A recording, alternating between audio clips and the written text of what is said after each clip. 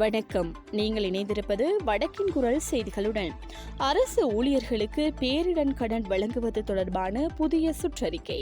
அரசு ஊழியர்களுக்கு பேரிடர் கடன் வழங்குவது தொடர்பான புதிய விதிகள் அடங்கிய புதிய சுற்றறிக்கை வெளியிடப்பட்டுள்ளது.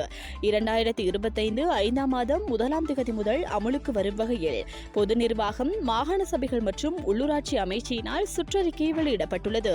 2025ஆம் ஆண்டு வரவு செலவு திட்ட முன்மொழிவுகள் மூலம் அரசு ஊழியர்களின் குறைந்தபட்ச அடிப்படை சம்பளத்தில் ஏற்படும் அதிகரிப்பை கருத்தில் கொண்டு அரசு ஊழியர்களுக்கு அதிகபட்சமாக 2,50,000 ரூபாய் முதல் 4 லட்சம் ரூபாய் வரை பேரிடர் கடன்களை வழங்குவதற்கு அரசாங்கம் தீர்மானித்துள்ளது. அதீத போதையால் பறிபோன இளம் குடும்பஸ்தரின் உயிர். யாழில் சம்பவம். போதை வஸ்து பாவித்ததன் காரணமாக உயிரிழந்து இருக்கலாம் என சந்தேகிக்கப்படும் இளம் குடும்பஸ்தர் ஒருவரின் சடலம் நேற்று பிற்பகல் பருத்தித்துறை ஆதார வைத்தியசாலையில் ஒப்படைக்கப்பட்டுள்ளது. இவ்வாறு சடலமாக ஒப்படைக்கப்பட்டவர் பருத்தித்துறை போலீஸ் பிரிவுக்கு உட்பட்ட சுப்பர்மடம் பகுதியைச் சேர்ந்த 31 வயதுடைய குடும்பஸ்தர் ஆவார். இந்த மரணம் தொடர்பில் இன்று கரவெட்டி திடீர் மரண விசாரணை அதிகாரி விசாரணை மேற்கொள்ள உள்ளார். நாடளாவிய ரீதியில் ஒரே நாளில் 359 பேர் கைது. அதிரடி காட்டிய போலீசார். நாடளாவிய ரீதியில் நேற்று போலீசாரால் மேற்கொள்ளப்பட்ட விசேட சுற்றிவளைப்பு நடவடிக்கையின் போது போதைப் பொருட்களுடன் 359 பேர் கைது செய்யப்பட்டுள்ளதாக போலீஸ் ஊடக பிரிவு தெரிவித்துள்ளது. அதன்படி ஹெரோயின் போதைப் பொருட்களுடன் 129 பேரும், ஐஸ் போதைப் பொருளுடன் 133 பேரும், கஞ்சா போதைப் பொருளுடன் 94 பேரும், கஞ்சா செடிகளுடன் 3 பேரும் போலீசாரால் கைது செய்யப்பட்டுள்ளனர். இந்த விசேட சுற்றிவளைப்பு நடவடிக்கையின் போது 166 கிராம் 220 மில்லிகிராம் ஹெரோயின் போதைப் பொருளும், 176 கிராம் 446 மில்லிகிராம் ஐஸ் போதைப் பொருளும், 4 கிலோ 142 கிராம் 135 மில்லிகிராம் கஞ்சா போதைப் பொருளும், 12,534 கஞ்சா செடிகளும் போலீசாரால் கைப்பற்றப்பட்டதாக போலீஸ் ஊடக பிரிவு மேலும் தெரிவித்துள்ளது. வடக்கு மக்கள் அரசாங்கத்தின் மீது நம்பிக்கை இழந்துவிட்டனர். தமிழனான எனது குரல் உள்ளூராட்சி தேர்தலுக்காக முடக்கப்பட்டது. அதனையும் தாண்டி கஜேந்திரகுமார் பொன்னம்பலத்தின் கட்சிக்கு 80,000 வரையிலான வாக்குகள் விழுந்துள்ளன. இதில் ஒரு சிறிய அளவிலே நான் அவருக்கு வழங்கிய ஆதரவு உள்ளது. தேசிய மக்கள் சக்திக்கு ஆதரவு வழங்காமல் தமிழ் கட்சிக்கு வழங்கினேன் என யாழ் சுயேட்சை குழு நாடாளுமன்ற உறுப்பினர் ராமநாதன் அர்ஜுனா தெரிவித்தார். நாடாளுமன்றத்தில் நேற்று வெள்ளிக்கிழமை நடைபெற்ற பொது போக்குவரத்து தர நிர்ணயங்களுக்கு அமைவான பேருந்துகளை மாத்திரம் நாட்டுக்கு கொண்டு வருதல் தொடர்பான சட்டங்களை தயாரித்தல் குறித்து ஆளும் கட்சி உறுப்பினர்கள் ரவீந்திரநாத் பண்டாரவினால் கொண்டுவரப்பட்ட தனிநபர் பிரேரணை மீதான விவாதத்தில் உரையாற்றுகையில் மேற்கண்டவாறு குறிப்பிட்டார்.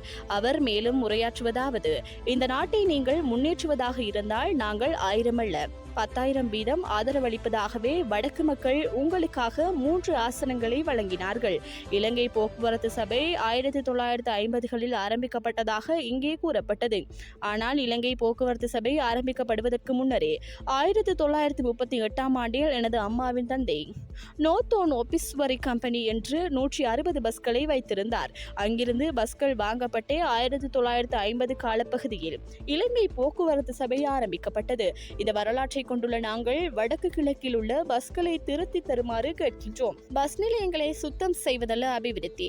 நீங்கள் 159 உறுப்பினர்களை கொண்டுள்ளீர்கள். நாங்கள் தமிழர்களாக எப்படி வரவேற்றோம்? வடக்கு மாகாண வரவு செலவு திட்டம் என்று கூறும் அளவுக்கு இருந்தோம். ஆனால் கடந்த 7 மாதங்களில் நீங்கள் வடக்கு கிழக்கில் செய்த அபிவிருத்திகள் என்னவென்று சிந்தித்து பாருங்கள். தேர்தல் காலத்தில் ஜனாதிபதி, பிரதமர் வந்தார்கள். கோயில் திருவிழாக்கள் போன்ற பிரசாரங்கள் இருந்தன.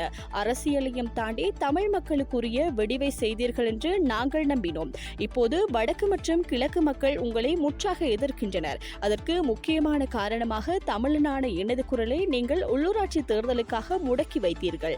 ஆனால் அதனையும் தாண்டி கஜேந்திரகுமார் பொன்னம்பலத்தின் கட்சிக்கு 80,000 வரையிலான வாக்குகள் விழுந்துள்ளன. அதில் ஒரு சிறிய அளவிலே நான் அவருக்கு வழங்கிய ஆதரவு உள்ளது. ஏன் நான் தேசிய மக்கள் சக்திக்கு ஆதரவை வழங்காமல் தமிழ் கட்சிக்கு வழங்கினேன்? அதற்கு காரணம் நீங்கள் பொய் கூறினீர்கள். உங்களுடைய அமைச்சருக்கு வெற்றி என்று கூட தெரியவில்லை. தயவு செய்து சிந்தியுங்கள். வாருங்கள், எங்களுடைய நிலங்களை பாருங்கள். பாதைகளுக்காக 5,000 மில்லியனை ஒதுக்கியுள்ளீர்கள். அதனை அபிவிருத்தி குழுவில் பெற்றுக்கொள்ள உதவுங்கள். நாங்கள் உங்கள் மீதான நம்பிக்கையை இழந்துள்ளோம். மீண்டும் உங்களுக்கு சந்தர்ப்பம் வேண்டுமென்றால் உண்மையை கதையுங்கள் என்றார். கொழும்பு துறைமுகத்தை வந்தடைந்த பிரெஞ்சு கடற்படை கப்பல். பிரெஞ்சு கடற்படை கப்பலான பெவ்டெம்ஸ் பெவ்ப்ரி நேற்று நல்லெண்ணெய் பயணமாக கொழும்பு துறைமுகத்தை வந்தடைந்தது. 80.65 மீட்டர் நீளம் கொண்ட இந்த ஹைட்ரோகிராபிக் கப்பலை தளபதி பெர்த்தியோ ட்ரிமிட்ரி வழிநடத்துகின்றார். இந்த கப்பலில் 58 பணியாளர்கள் பணியாற்றுகின்றனர். வருகை தரும் குழுவினர் இதன் தளபதியும் இருதரப்பு முக்கியத்துவம் வாய்ந்த விடயங்களை குறித்து கலந்துரையாட உள்ளனர். இலங்கை தேசிய ஹைட்ரோகிராபிக் அலுவலகத்தின் மூத்த அதிகாரிகளையும் தளபதி பெர்த்தியோ ட்ரிமிட்ரி தலைமையிலான குழு சந்திக்க உள்ளது. கப்பல் மே 13ஆம் தேதி மீண்டும் கொழும்பிலிருந்து புறப்படும். இத்துடன் வடக்கின் குரல் செய்திகள் நிறைவுக்கு வருகின்றது. தொடர்ந்தும் வடக்கின் குரல் செய்திகளுடன் இணைந்திருங்கள். வணக்கம்.